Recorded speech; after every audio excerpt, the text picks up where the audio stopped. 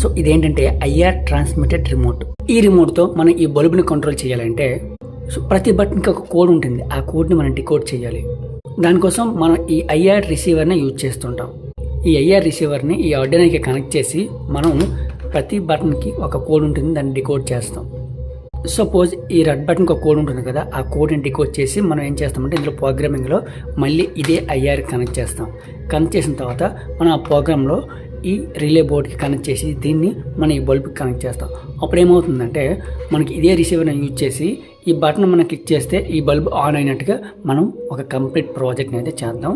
మీకు దానికోసం కంప్లీట్ డీటెయిల్స్తో క్లియర్గా ఎక్స్ప్లెనేషన్ ఇచ్చి మరి చెప్తాం. దానికోసం ఫుల్ వీడియో ఎంత చేద్దాం. అది మిస్ అవ్వకూడదు అంటే వీడియోని లైక్ చేసి ఛానల్ని సబ్స్క్రైబ్ చేసుకోండి. ఆ వీడియో మిస్ అవ్వకూడదు అంటే ఫుల్ వీడియో కావాలంటే సో కామెంట్లో ఫుల్ వీడియోని కామెంట్ చేయండి. సో నెక్స్ట్ అయితే ప్రాజెక్ట్ని కంప్లీట్ చేద్దాం. మీకు ఎలక్ట్రానిక్స్ ఇంట్రెస్ట్ ఉంటే నెక్స్ట్ వీడియో కోసం వెయిట్ చేయండి, కంప్లీట్గా చేద్దాం.